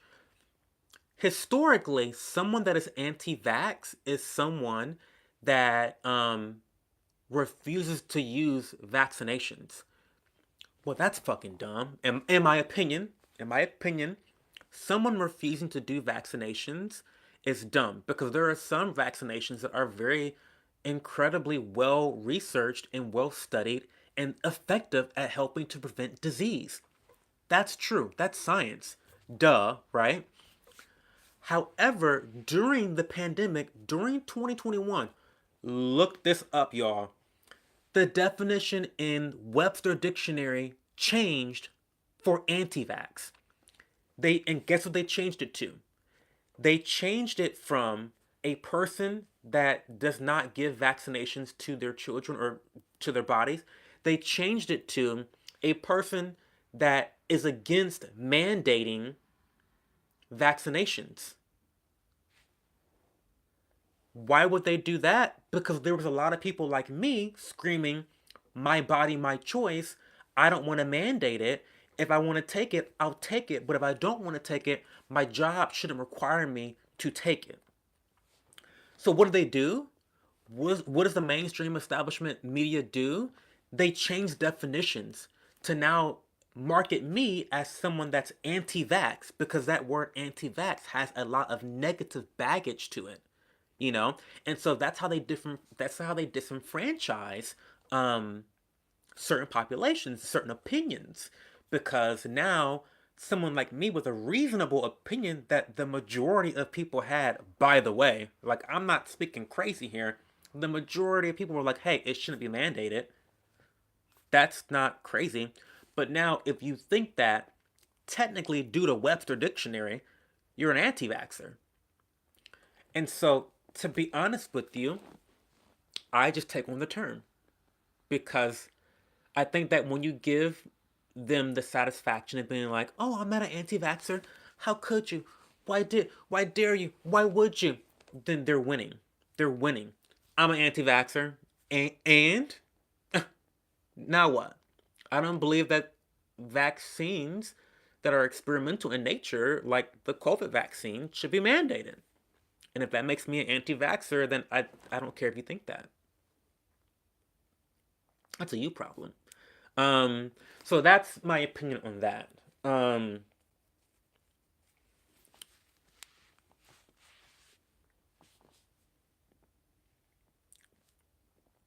yeah, but you work there. I mean that you work in healthcare. Let's see. Wait, let's scroll up. I'm not into some of these ridiculous vaccine schedules for kids. We give 6 shots at a time in the name of compliance and just getting people vaccinated, but it's too much in my opinion. Of course, it's too much. Um, and those yeah, I get that, Kai. Yeah, and but those vaccines I don't have any problem with. Those vaccines are pretty. Those are we're talking about the COVID vaccine. We're talking about a virus that came from China from well, listen, let me not even go into all those details because the girls will get really mad at me about that. But we're talking about a virus that somehow Pfizer it it doesn't make sense. It doesn't make sense. You mean to tell me that they developed this vaccine and Trump, he's such a dumb fuck. Oh my god, sorry. Oops, sorry. Parker, if you're here, Parker, cover your ears. Trump is such a dumb fuck because he's talking about, oh, I got the vaccine for you guys. I mean, he's the one that did all this shit. I mean, he started all this shit, really, with you know, Fauci, that asshole. Um, but yeah, Trump got the vaccine to us really quickly, and I find that to be wildly crazy, wildly crazy. Um, Pfizer, multi-billion-dollar pharmaceutical company that preys on people, that is the reason why our healthcare system is fucked up already. You know, these major um, billion-dollar corporations that feed and suck the souls out of people. All of a sudden, you think that they're coming to the rescue to help us? Did you notice Pfizer's stock price throughout the pandemic? Did you look at the stock price? Go check the stock price. Go check it all. Listen, guys, it all boils down to money. It boils down to money, unfortunately. Um, I also think it's ridiculous to give COVID vaccinations to kids 3 to 11 when subject size for trials for that age group was small and there's been established. Okay, Mira, come with the facts. Come with the facts. COVID, when you look at the data that the CDC published, okay, so if you are a big believer in the CDC, then you should be following their data, right? Let's say that you believe in the CDC. They publish data showing minimal, minimal risk. I mean, virtually no risk of death in children from COVID. So, if they are not a risk group, what risk are we mitigating? Why are we injecting children with vaccinations? Why are we putting masks on children? Why are we social distancing and doing, you know, classes from a fucking computer for children? A lot of teachers that I've spoken to have said how much damage has been done to their students from the pandemic that we're seeing today. The mental damage that has been caused by the pandemic has been outrageous. It's almost as if we drank poison to solve a cold. Like we drank rat poison to get over a cold. And now we've got all these complications from the cold, from the rat poison that we're still trying to fix. Financial issues, social issues, mental health issues. You know, people lost their livelihoods during the shutdowns. Fucking incredible shit happened. I'll never forget my colleagues losing their businesses over COVID and like entirely losing their businesses. Meanwhile, people are committing PPP fraud, and then the honest, hardworking people that have restaurants are losing their entire businesses because of government shutdowns. Craziness. Craziness. Craziness. And there's more. Over in New York City, over in New York City, there's a lot of issues over there right now because there's a lot of immigrants coming into the country, and your children, if you live in New York City, Mira, Parker would be required to have X amount of vaccinations in order to attend school. If not, they'll lock your ass up. You're a bad parent. Da da da. But now that they're carting in a lot of migrants, immigrants, they don't have those same mandates. Their children don't have to get all these vaccines, but they're in school. Weird, weird. I saw that story and I saw that video. There was this. I saw a video on Twitter of a parent who was like screaming. She was being a Karen. Not she was being a Karen because I get it. It is frustrating to have rules for citizens and then to not have those same rules for other people. I'm on board with her 100%, but I do think that she was being very dramatic and disrespectful and not communicating effectively because she was so angry. She was crying. It was a mess, but she was right and she was 100% right. I'm not trying to take away her point because she was right and I agree with her, but you also have to be able to effectively communicate to people that don't agree with you because how do you expect to change their mind if you're screaming at them and crying and not communicating effectively? But she was just saying how she was being harassed because she didn't want some random vaccine for her child. And then they were letting in all these other immigrant students that were crowding the classrooms that were unvaccinated, the same vaccine that they were trying to force her child to take. And if she didn't take, she was going to face repercussions as a parent. They're now allowing all these other children to not get that same vaccine. So I mean, I get it. But she was a mess. She was definitely being a Karen. Definitely being a Karen. Um, I mean, overall, I don't know. Bodily autonomy across the board. The whole trans situation. Let's talk about all these issues. Listen, if you're by the age of 18 and you want to chop your dick off, oh my god, I'm sorry. I'm like, Mira, please put Parker away because I'm talking about politics. When I talk about politics, I get really crazy. I'm so sorry. I'm so sorry. Um, if you want to have cosmetic procedures to your body,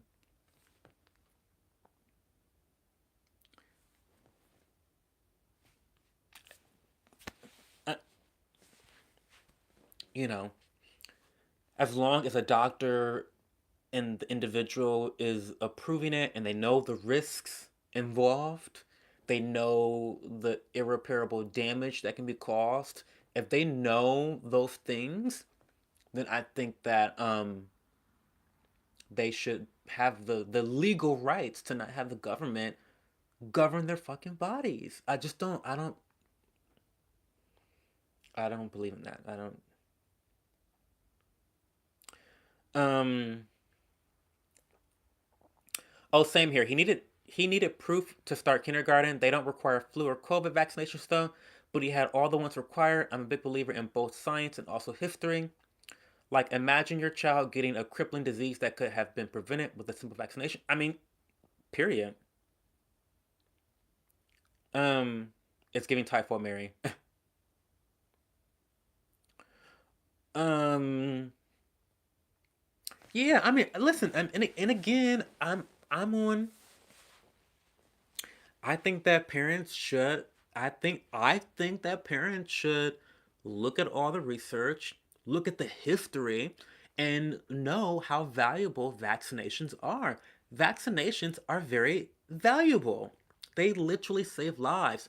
We've literally obliterated diseases in our society because of vaccinations. So, they're incredibly powerful tools for our health as a society. But I think when you have all these different things happening at once, you have a pandemic happening, you have politicians vying for power, you have corporations frothing at the mouth, salivating at the thought of making a quick buck on the backs of whoever they can get their grubby hands on. When you have a climate of fear and uncertainty, when you have all this stuff in a pot, we mixing it up, we mixing that pot up, you gotta just pay attention. You gotta look at the incentives. You gotta look at the incentives. And when it came to the pandemic, a lot of bad actors were there. And we know this because of all the information that has come out now about it years later. We know that to be true, that there was a lot of bad actors, that there was a lot of misinformation or disinformation, whatever they wanted to use at the time. A lot of that shit was coming from within the house. Okay? You talking about everyone else dishing out misinformation, the call is coming from within the house. And we know that to be fact now. But because it's years later, we have the memory of a guppy fish. So people are not obsessed like I am with it and digging up old articles and old video clips with timestamps. No, no one's doing that. No one's doing that. The average person is not looking back at 2020 April and being like, hey, but Biden said this, but then he did that. Well, that was a lie. Like, no one's doing that. And so it's easier to like say, oh, we just got it wrong, but we were well intentioned. It's easy to say that. That's convenient to say. That's a convenient lie to tell and an easy one to sell. Um, okay, good. He's in bed. Good. Sorry. There's some things I have to be careful discussing. As a content creator, I want to give people a safe space, and then with patience, it's really not my place to judge. Of course, of course, I get that. Thank God, thank God that like I'm not a professional, you know, because I don't feel like I don't have any qualms about letting it rip. I mean, my whole brand is just giving opinions, unfiltered, honest opinions. And so I really am a very unfiltered person. I'm a very flawed person, and I'm not right all the times, but I'm okay not being right all the times. Like I'm okay. And I'm not afraid of being wrong either. What? Someone got me together on Twitter the other day. Someone really got me. Somebody. What were we talking about? It was a trans issue we were talking about on Twitter, and they got me together, and I was like, "Oh, okay. Let me shut up then." I said, "Let me shut up then. Let me just quietly go away and stop being in your mentions. Let me just take this L and take this L and be on about my business." Um, what I will say is that gender dysphoria is a medical diagnosis, and if you're working with a medical team, including a therapist, then I absolutely support transitioning if it alleviates that. It's a complex issue, and I agree. I agree. I agree. Okay, nuance take here. Again, I think that if you are of the age of 18, um, it is your body and it is your choice. Easy. It's easy for me to say that. Very easy for me to say that. Um, I think it gets a little difficult when it comes to children because there's a lot of there's a lot of confusion, ignorance. And I don't say the ignorance in like a bad, like I'm trying to read your way, but like just people not knowing, and I'm included because I'm not an expert on this issue at all. Okay, but I think there's some ignorance around what it means to receive um, treatment for gender dysphoria. Does that mean putting a dress on? Does that mean going on puberty blockers?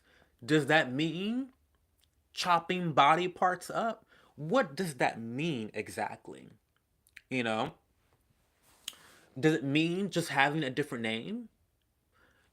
What does treatment look like? And I don't think that the majority of people, the population, know what that means. And I think that both sides of the argument, they utilize this to their advantage.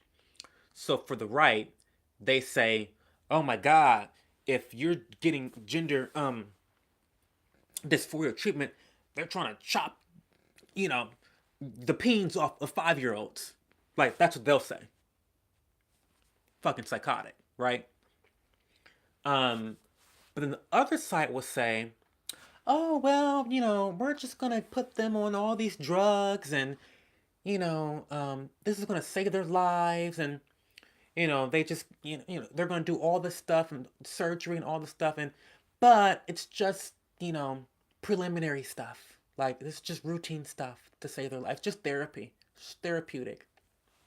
Meanwhile, you've got a host of people that are regretting these decisions that were made when they were children, um, that have wrecked their bodies forever. And like I kind of said before, I'm really reticent when it comes to the whole children aspect of this whole trans debate because I've just seen too many detransitioners. I've seen a lot of people, and so I don't know. It just feels like I don't know. And both sides are so manipulative when it comes to the data, and I feel really bad for the parents. I feel really bad for parents because if my child came to me saying that they were going to kill themselves, I'll do anything. Do you know what I mean? Like, sure, let's do it. Where do I sign on the dotted line? Let's go. And I get that visceral gut. And I'm not even a parent, and I understand that visceral gut instinct to save your child. Okay. So it's hard for me to really, you know, figure out how I feel about this gender affirming treatment and stuff because I don't know enough about it. But it's tough. It's a really tough one when it comes to children. I think when it comes to adults, I'll just say this. Um, I don't know. I think it's a lot going on up there. There's a lot going on up there to want to change your body in irreparable ways like that because it's hard to come back from. Watch some detransitioner content. It is heartbreaking. Um, heartbreaking. Um, but I feel like I don't know. I feel so bad for the parents with the children, people that are taking this stuff on as children. I feel like what do you do as a parent? If you say no, then you have the thought in your head: if my child kills themselves, or you know, it's like it's my fault. But then if you go through with it and then they regret their decision, well, you were their parent. Letting a child go on puberty blockers, that does irreparable damage. So it's like, I don't know. Thank God I don't have kids. Um, uh, I also think that people make way too much fuss about pronouns and what other people do. I'm all for doing what makes you happy and giving others basic respect. I don't get to decide what's right for you. I'll say this about pronouns. Um,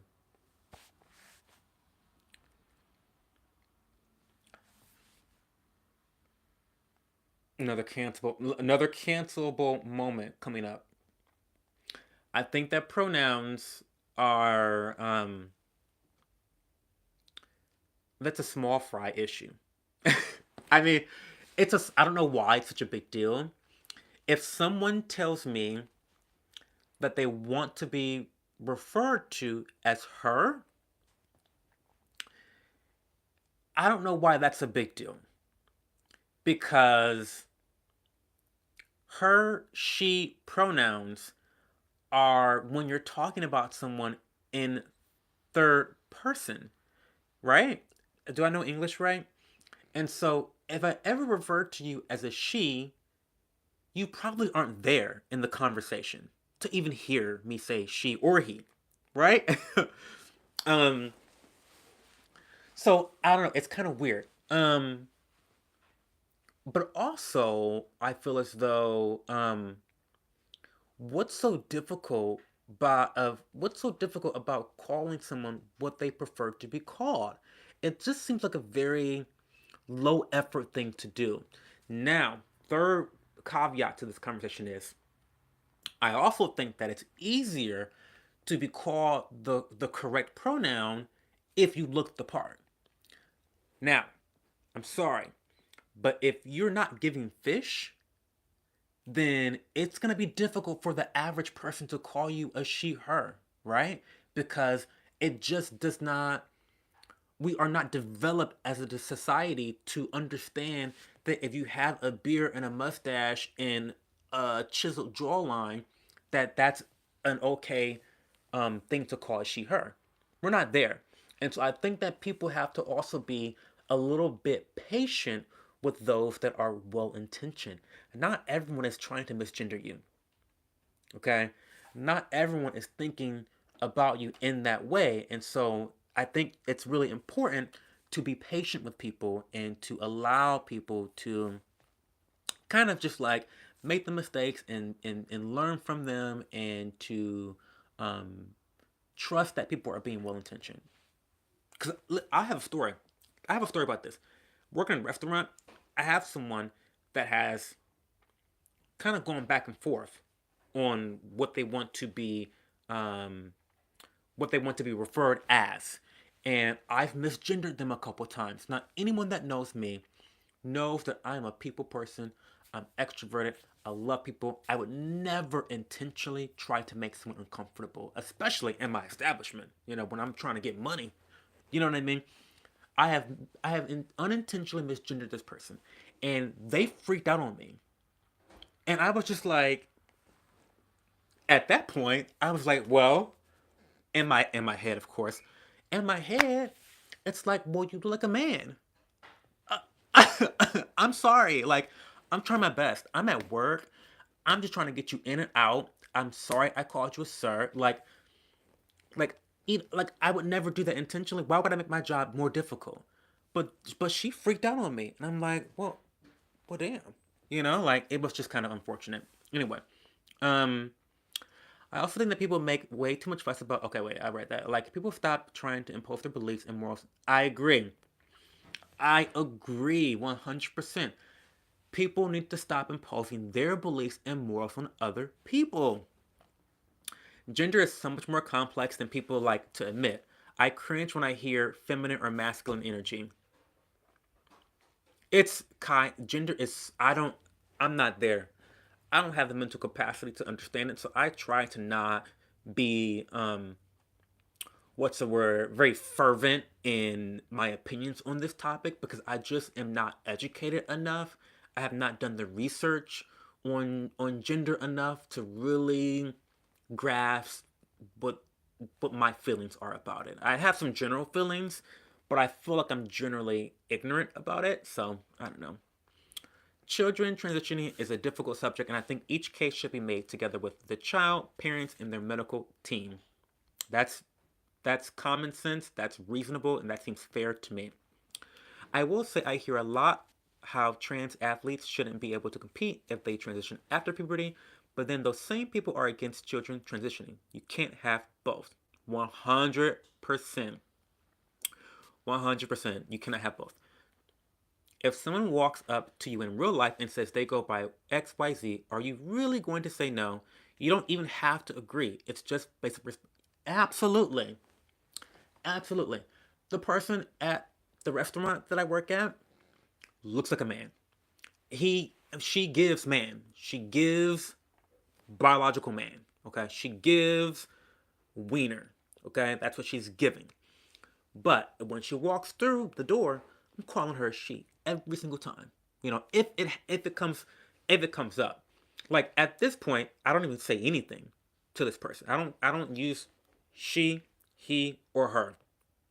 I don't address them by any gender at all because I've gotten it screwed up and I got screamed at. But I when I see her, I see her as a biological man that goes by she her pronouns. Do you know what I mean? The basic respect is easy. And when I talk about this person with my coworkers, I do use she her. Um I don't think most of the conversations on this online reflect in real life interactions. Oh, of course not. Of course not. Um, they don't. We're getting in all of the juicy topics tonight, y'all. Y'all really got me out here trying to get canceled. That's okay. That's okay. Um, I'm quiet as it's kept. Getting canceled may give me some more views, you know. But I hate that too. There's people out there that are shock jocks. Now that's cringy. People that get online and they explicitly say things that they know are going to rile people up and get them angry at them. I don't get that type of content. That is weird. Like, are you a masochist? Pardon me. Oh my god, guys, I have some leftover Waffle House waffles. I cannot wait to end the stream. My battery's at 16%, so I've got 10 minutes left at the most. Um, I've got 10 minutes left at the most. Um, I cannot wait to eat these waffles. Didn't even have to fight anybody at Waffle House. Because, usually you gotta know how to fight to eat at Waffle House. But I got 3 waffles and 4 eggs. They were fantastic. I only ate half of my 3 waffles, so I still got the other half, and I cannot wait to eat those up. It's okay. I'm easy to get sidetracked. It's not you don't even have to do it intentionally. You can do it by accident, and I'm on a whole tangent. But it is what it is. That's what these live streams are about. These live streams are a way to connect with my audience, to talk about whatever you guys want to talk about. So sometimes it's about skincare. Sometimes we talked about politics, hot topics tonight. Um, Last week I talked about Cassie and P Diddy and how disgusting he is, and how happy I am with the way Cassie handled her lawsuit against P Diddy. I think that she was really effective at presenting her story to the public. She filed that lawsuit. I don't think she ever intended, I think she always intended to settle, but she wanted to file it and get as much out as possible to let people know how disgusting Diddy is. And then she settled immediately, but she got her cake and she ate it too. She got her story out publicly and then she took the money. She got her cake and ate it too. Is that what you want to have your cake and eat it too? Yeah, she had her cake and she ate it too. That's what she did. I've been struggling with the consumerism during these massive sales. Well, if you notice, I've only promoted 2 sales. I promoted Obviously I've been promoting the Allies of Skin sale really majorly because it's the best sale of the year for me. Um, but also I think Regimen Lab had a sale. To be honest though, I'm too broke to be buying stuff. And so it feels a little bit inauthentic to be promoting sales that I'm not even partaking in. Feels a little bit weird. Now, of course, as a content creator, like, yeah, you can just say, hey, you know, these are the good sales out there. You can like be an aggregator of the sales, but I really try to create content based off of what I am doing or what I am, purchasing. And so if I'm not purchasing anything right now, then I'm not really creating content about anything. Um, So, that's just kind of where I'm at right now with the consumerism. And like Kai says, the Black Friday sales are not Black Fridaying at all. There was a video I saw where a girl was going throughout the store, is at a Target, and she, you have the signs, the sale signs, and it's like Black Friday sale, and then she was going and taking the Black Friday sale off and looking at the previous sale, and it's like the same price. So the sales are not really sales. I think Black Friday's canceled, and I talked about that. I think 2 weekends ago. Did I talk about that, or was that last weekend? I think that was it last weekend. Was that last weekend? I think I talked about how Black Friday's canceled. Black Friday's not giving. And the reason why it's not given is because these sales are not sales, and also because the companies have gotten smarter. They're having Black Friday month sales, so they're getting you to buy at the very beginning of November and the very end of November. So they're getting you on both ends, and I think they're making more money that way than just having one big rush on one day. So I think they've cracked the code. Exactly, Kai. Exactly. No one's fighting. No one's fighting. No one's fighting. No one's being stampeded over. No one's being trampled. So like, it's not worth the flat screen TV's not worth it. It's not worth it. Sorry. Um. So that's what the girls are saying. No one got killed from a stampede. So you didn't miss anything. I know people use sales to stock up, buy gifts, try new products, etc. at a discount. So I do try to make recommendations in a responsible way, but I just feel so conflicted and I hate all the posts. I hate all the posts right now too.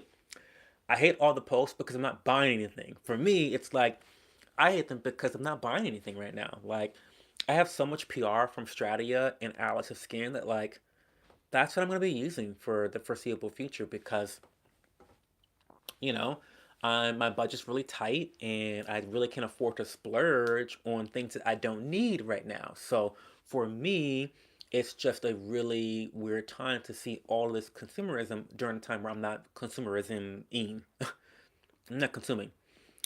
Um, all my sales recommendations are products I've been using and recommending for years. I just don't want to support the FOMO and irresponsible spending. Listen, because the credit card debt is high enough. We are facing record, record credit card debt in America. It's a scary thing. I think that bubbles are getting ready to be popped. We're getting ready to see a lot of repossessed cars. We're getting ready to see a lot of um, people defaulting on their mortgages. There's a lot of stuff going on, and one of the biggest indicators are those credit card limits. When those credit card limits are all reaching near the top, that means that you've exasperated your savings and that you're one emergency away from the whole deck of cards falling apart. We're, I'm telling you, the economy is not doing the things it needs to be doing. My stock portfolio is doing very well, but I think what people need to realize is the stock market is not indicative of a healthy economy. It's not. Never has been. Now that's tea for another day. So I can talk about Republicans. They want to always talk about the fucking stock market. Like that is indicative of Cho buying a gallon of milk. It's not. Spoiler alert, it's not. It's it's psycho. And they come up with this stuff all the time. Whoa, the Dow Jones is up, or the S&P 500 is up 15 points. We must be doing a good job. No, you're not. You're lining the pockets of these gigantic corporations over and over, and they're, you know, all these stock buybacks. That's for next week. Okay, that's next week's stream. Sugar Daddy got me a new laptop. I know that's right, Kai. Oh, I'm happy for you. That's awesome. Amazon has been terrible. Same with their Prime Day. Oh, their Prime Day was trash. I remember people being mad about their Prime Day. Prime Day was trash, Mira. Oh my god. I hate how my entire page is full of all these posts pushing dozens of new must-have products everyone needs without any info on who actually needs it or even how to use these products. It's annoying. Have you noticed all the small skincare brands shutting down? I'm sure it's other industries. Oh, 100%. And it didn't start this year. It started with Even Prime, and then I think, was it earlier this year or late last year? But there was a string of small indie brands that shut down, and I just thought it's going to get worse. It's going to get worse. It's going to get worse before it gets better, which is sad because it's just sad. It's really sad. Ladies, thank you so much for being here. This has been fun talking about these hot topics. Very fun. For those that are on the rewatch, sorry for my opinions. We all got them. It's okay to disagree with me. You don't have to agree, but it's nice to have an exchange of ideas. We need more exchanges of ideas and more meeting in with common ground. We need more of that. But I do have to go because I have 10% left. Um, but thank you both for being um, so wonderful to me and spending time with me. You can spend your time with anyone else and on anything else, but you chose to spend time with me today. And so I'm really, really grateful for that. I hope you both had a wonderful Thanksgiving. Um, I should talk to you about stocks and investing sometime. I got to do more there. But yes, I didn't buy much either. I'm going to recommend you a book. This book that I recommend this book to everyone. It's called Just Keep Buying by Nick Majuli. Hands down, the best book about investing. Easy to read. You can open up a random page and learn. You don't have to read it in chronological order. The first half of the book is about saving money. So half the book isn't even about investing. It's about saving your money. And then the other half of the book is about investing. They break down all the basics in basic terms, and they give you really common sense, straightforward, easy to understand, practical ways to invest your money for the long term. It's amazing. I'll send you a link.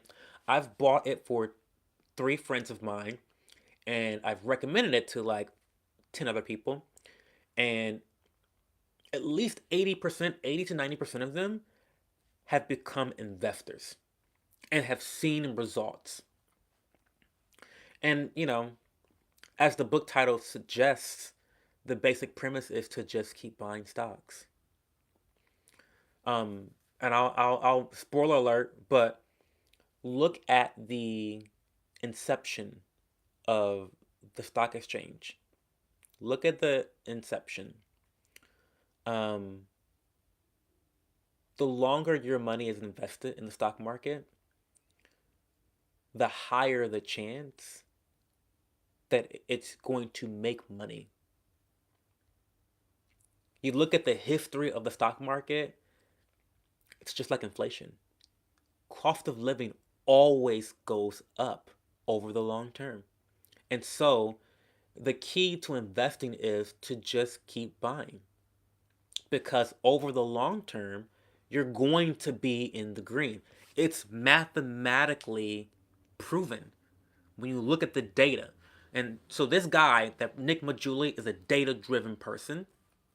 And so if you respond with, and I think that you're gonna enjoy him a lot, Mira, because I feel like you are one person who you I think that it's less, how do I say this? Um you're attracted less to abstract ideas and you're attracted more to proven concepts and paradigms and research. And I think that Nick Majuli is going to really be speaking your language in this book. So I think that you're going to find a lot of value in that because the way that you can absorb knowledge and obtain knowledge is similar to the way that Nick Majuli does as well. And he really explains, and it's not a lot of business jargon at all. It's very easy to understand. Um, anyway, I read this book once a year. I read it once a year because it's just that good. I love you, Kai. We got to get together soon. Um, maybe before Christmas we can do something together. Eat some Asian food together. I would love that. NCN Pro Skincare and Cotton Beauty. Oh, Cotton Beauty just closed. Oh, I didn't know that. Oh, that's so sad. I was gonna try them based off of your recommendation too. ASDM Beverly Hills closed a while back. Go eat. Oh, I'm about to eat my waffles. I'm laying in bed, so I'm just getting. Oh, well, thank you guys. Okay, I'm gonna get going. I'll send you um the link to that book. It's a wonderful read. I recommend it all the time. I love you both so much, and I love anyone watching on the rewatch. Which, by the way, I've been getting some people watching these videos um, after they've been posted, so that's pretty nice. I like that. But anyway, I'm gonna go eat my waffles, and I'll talk to you ladies later.